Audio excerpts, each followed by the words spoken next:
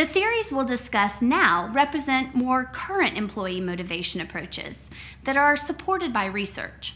They include goal-setting theory, job design theory, equity theory, and expectancy theory. Substantial research support has been established for goal-setting theory, which says that specific goals increase performance and that difficult goals result in higher performance than easy goals. That means that working towards a goal is a major source of job motivation, and specific and challenging goals are superior motivating forces. The specificity of the goal itself acts as an internal stimulus. For instance, when a sales rep commits to making 8 sales calls daily, he has a specific goal to try to attain. Interestingly, setting one's own goals sometimes elicited superior performance, and in other cases, individuals performed better when their manager assigned goals. However, when employees might resist accepting difficult challenges, participation in goal setting is probably more effective than assigning the goals. Lastly, people do better if they get feedback on how well they're progressing towards their goals, because it helps identify discrepancies between what they've done and what they want to do. Exhibit 11.4 summarizes the relationship among goals, motivation, and performance. All feedback isn't equally effective. Self-generated feedback, in which an employee monitors his or her own progress, has been shown to be a more powerful motivator than feedback coming from someone else. In addition to feedback, 3 other contingencies influence goal performance. Goal-setting theory assumes that an individual is committed to the goal. Goal commitment is most likely when goals are made public, when the individual has an internal locus of control, and when the goals are self-set rather than assigned. Self-efficacy refers to an individual's belief that he or she is capable of performing a task. In difficult situations, people with low self-efficacy are likely to reduce their effort or give up altogether, whereas those with high self-efficacy will try harder to master the challenge. Also, individuals with high self-efficacy seem to respond to negative feedback with increased effort and motivation, whereas those with low self-efficacy are likely to reduce their efforts. The value of goal-setting theory also depends on the national culture. It's well adapted to North American countries because its main ideas align reasonably well with those cultures. It assumes that subordinates will be reasonably independent, not a high score on power distance, and that people will seek challenging goals, low in uncertainty avoidance, and that performance is considered important by both managers and subordinates, high in assertiveness.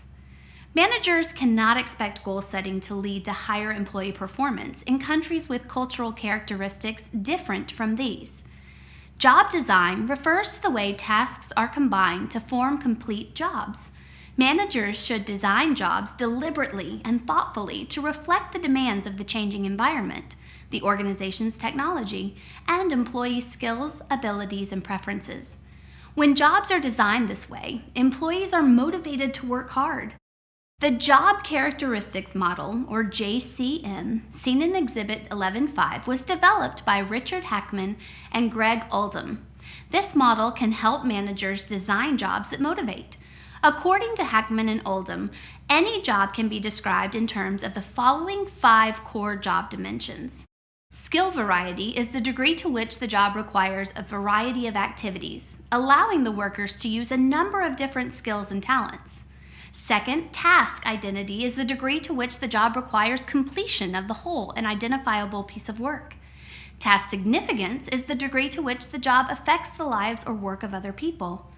Autonomy refers to the freedom, independence, and discretion given to the individuals for scheduling the work and for determining the procedures to be used in carrying it out.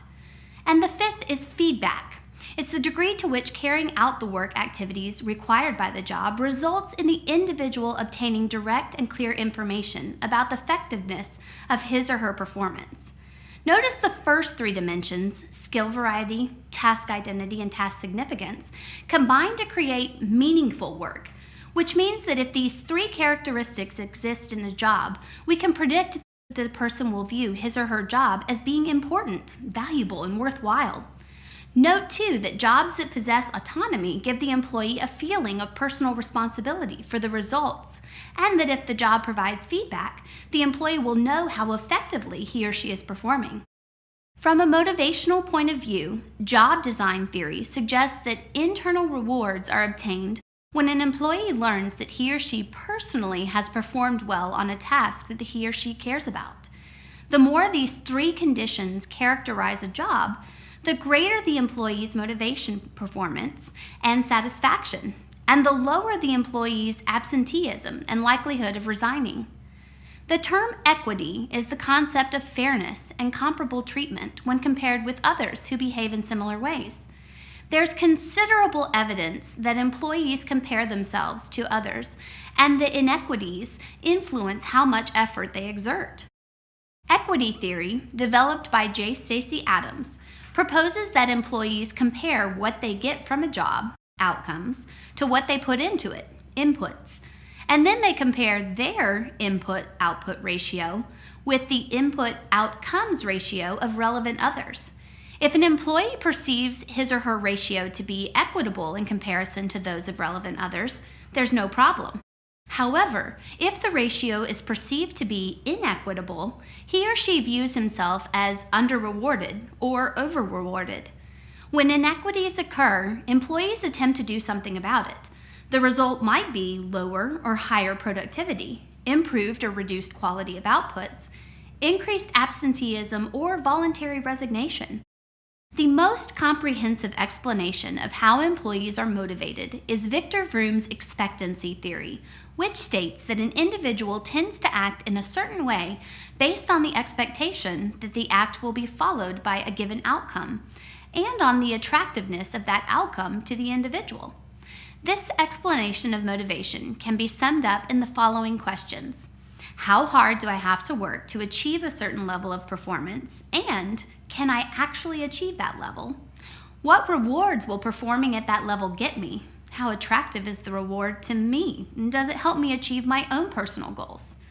And then finally, whether or not you're motivated to work hard at any given time depends on your goals and your perceptions of whether a certain level of performance is necessary to obtain those goals. The key to expectancy theory is understanding an individual's goals and the links between effort and performance, between performance and rewards, and between rewards and individual goal satisfaction.